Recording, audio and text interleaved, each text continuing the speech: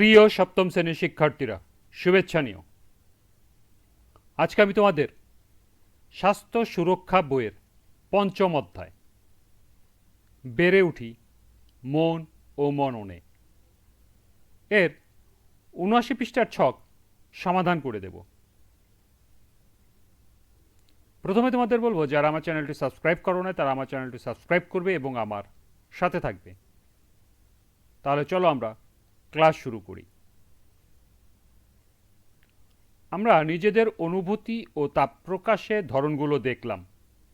এবার নিজেদের বাড়িতে বা বিদ্যালয়ে তিনজনের সাক্ষাৎকার নেই এবং তাদের নিজেদের এই অনুভূতিগুলো প্রকাশ করতে কি আচরণ করে তা জানার চেষ্টা করি।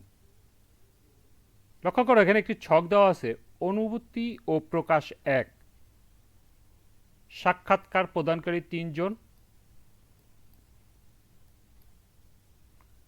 এবং তাদের অনুভূতিগুলো আনন্দ, দুঃখ, রাগ এবং ভয়। কখন তারা কি আচরণ করে তা আমরা জানার চেষ্টা করব। তো চলো এখন আমরা এই ছকের সমাধান দেখে নিই।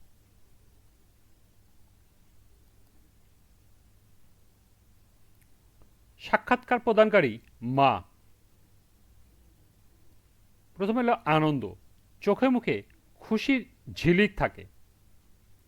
আনন্দের বিষয়টি সবাইকে জানায়। দুঃখ। চোখে মুখে দুঃখের ছাপ পড়ে। একাকী সময় কাটায়। রাগ। চোখে মুখে রাগ প্রকাশ পায়, নীরব থাকে। ভয়। চোখে মুখে আতঙ্ক দেখা দেয়, কিছুক্ষণ চোখ বন্ধ হয়ে যায়।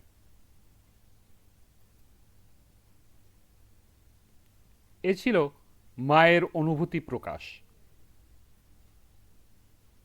এরপর বোন।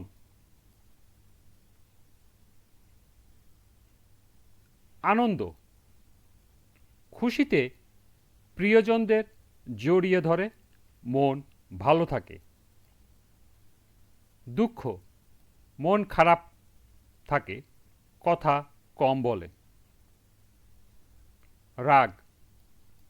চোখ বড় বড় হয়ে যায়, মেজাজ খিটখিটে থাকে। ভয়।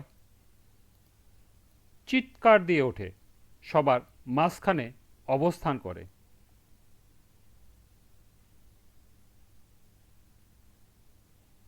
সর্বশেষ সহপাঠী।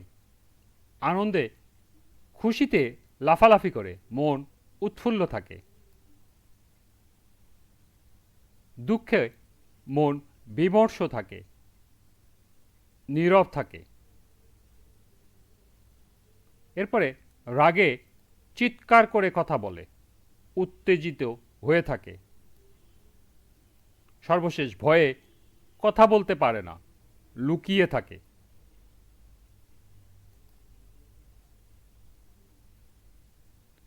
এই ছিল অনুভূতি ও প্রকাশ এক ছকের সমাধান।